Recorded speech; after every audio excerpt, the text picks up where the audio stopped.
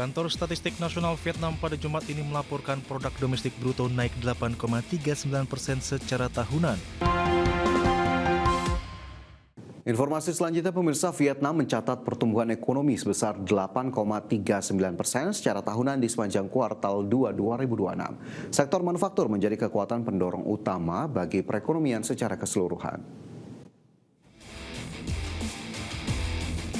Kantor Statistik Nasional Vietnam pada Jumat ini melaporkan produk domestik bruto naik 8,39% secara tahunan pada periode April hingga Juni 2026. Realisasi ini lebih tinggi daripada estimasi para analis yang menunjukkan rata-rata prediksi sebesar 7%. Angka tersebut juga lebih tinggi dari pertumbuhan ekonomi Vietnam di kuartal pertama 2026 yang hanya sebesar 7,94%.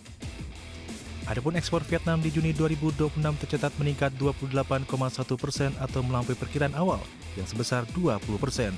Di sisi lain, realisasi impor juga melonjak tajam menjadi 45,2% atau berada di atas estimasi pasar yang sebesar 35%. Kantor Statistik Nasional Vietnam menyebut sektor manufaktur menjadi kekuatan pendorong utama bagi perekonomian secara keseluruhan. Kantor Statistik juga menyebut pemulihan pesanan ekspor serta dampak positif dari investasi publik sebagai faktor utama yang mendukung pertumbuhan.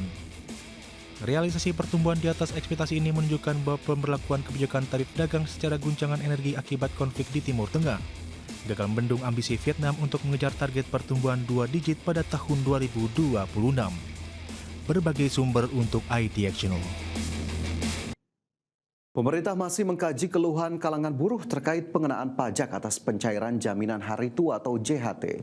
Pemerintah memastikan masih melakukan asesmen terhadap masukan yang disampaikan sebelum memutuskan apakah ketentuan tarif pajak perlu disesuaikan dan tetap berkeadilan. Menteri Keuangan Purbaiyudi Sadewa menyatakan pemerintah tengah mengkaji keluhan kalangan buruh terkait pengenaan pajak atas pencairan jaminan hari tua atau JHT. Menurut Purbaya, Kementerian Keuangan masih melakukan asesmen terhadap masukan yang disampaikan sebelum memutuskan apakah ketentuan tarif pajak perlu disesuaikan. Purbaya menegaskan keputusannya akan diambil nantinya akan didasarkan pada hasil evaluasi dan kajian yang dilakukan pemerintah. Ia juga menekankan bahwa peninjauan kebijakan tersebut bukan ditujukan untuk memberikan keringanan kepada peserta JHT dengan saldo yang sangat besar, seperti mencapai 1 miliar atau lebih, melainkan mempertimbangkan aspek keadilan bagi para pekerja. Oh, yang di 50 juta kan nggak bayar, itu 96%. Nanti kita lihat yang sekian persen perlu dikurangin apa enggak. Tapi Bapak ada upaya nggak Pak mau ngubah itu kan udah lama banget PP-nya dari zaman Pak SBY Pak. Ada upaya nggak Pak? Masa dengan kondisi indeks ekonomi gitu? Indeks ekonomi bener gajinya kan tadi nggak berubah Pak threshold-nya gitu. I think indeks ekonomi. Jadi kita lihat dulu keadaan seperti apa. Lagi diakses kan, katanya Pak Dirjen mau ketemu buruh juga, kita lihat yang hasilnya seperti apa. Berarti maksudnya ada di bahasan juga Pak dari Kemenq Pak. Apa akan dibahas? Begini, selama itu jas tuh adil, dalam hal ini jas kan adil. Bisa bahasa kita ngomong bahasa indeks ekonomi. Dalam hal ini indeks ekonominya jas, kita akan ambil langkah yang diperlukan sesuai dengan asesmen nanti. Tapi kalau hanya kita belain yang ternyata yang itu pensiunnya gede-gede banget, 1 miliar, 2 miliar, ya nggak usah. Tapi saya akan lihat dulu ya. Sebelumnya sejak 2009, Kementerian Keuangan melalui Ditjen Pajak telah memungut pemajakan atas manfaat JHT, di mana saldo JHT di bawah 50 juta dikenakan tarif pajak penghasilan final sebesar 0%, sedangkan saldo di atas 50 juta dikenai tarif final 5%. Evaluasi atas aturan tersebut kini tengah dipertimbangkan sesuai dengan ketentuan yang berlaku. Jakarta, Raharjo Patmo, ADEXCHANNEL.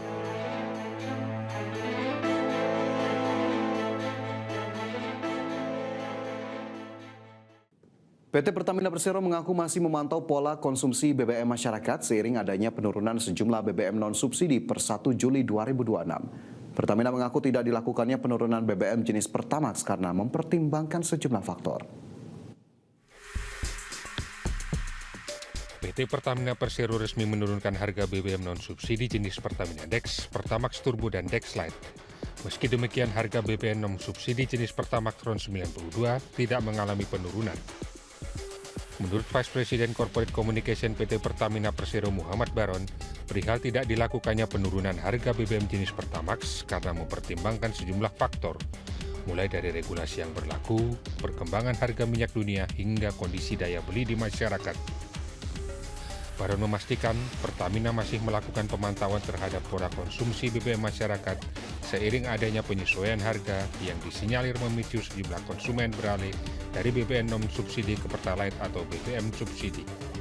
Apa yang terjadi kemarin 1 Juli adalah berdasarkan aturan, ketentuan, dan juga harga minyak dunia tentunya. Komponen dari kemampuan atau daya beli masyarakat tentu tetap menjadi salah satu pertimbangan kami dalam menetapkan harga. Seperti diketahui, per 1 Juli 2026, harga Pertamax Turbo turun menjadi Rp19.300 per liter, kemudian Pertamina Dex turun menjadi Rp21.150 per liter. Kemudian Dexlite turun dari Rp23.000 per liter menjadi Rp19.700 per liter. Dari Jakarta, Ricky Anwardi, PDX Channel.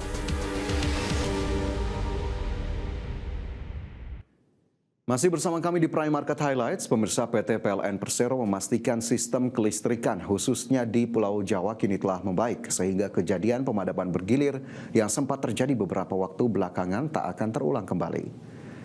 Direktur Utama PT PLN Persero Darmawan Prasojo menyampaikan PLN tidak lagi melakukan pemadaman bergilir sejak 21 Juni 2026 setelah mendapat tambahan pasokan batubara berkalori menengah untuk kebutuhan PLTU.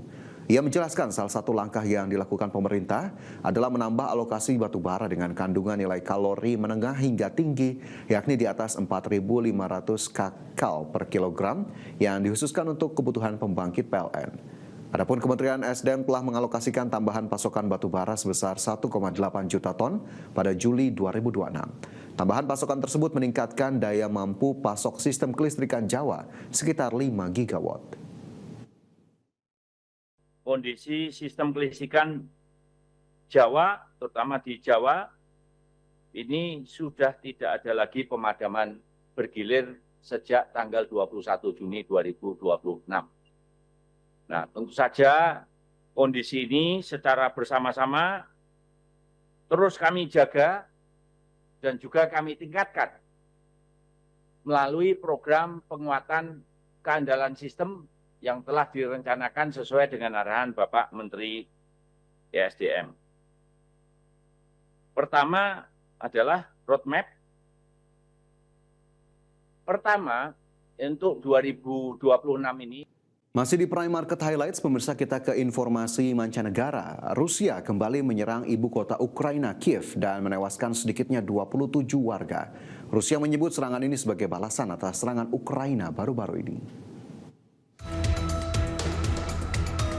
Sedikitnya 27 orang tewas dalam serangan drone dan rudal Rusia ke arah ibu kota Ukraina, Kiev. Serangan tersebut merusak beberapa bangunan tempat tinggal di seluruh kota. Militer Rusia menghujani ibu kota Ukraina, Kiev dengan gelombang rudal balistik dan drone yang berlangsung hingga Kamis pagi waktu setempat. Serangan ini pun menjadi sebuah pertunjukan kekuatan yang mematikan setelah berminggu-minggu serangan Ukraina di Rusia telah menambah tekanan pada Presiden Vladimir Putin. Serangan di Kamis pagi ini merupakan yang terbaru dalam musim semi paling mematikan bagi warga sipil di Ukraina sejak bulan-bulan awal invasi skala penuh Moskow pada tahun 2022, di mana kekerasan antara Rusia dan Ukraina meningkat karena kedua belah pihak berlomba-lomba mengembangkan senjata baru.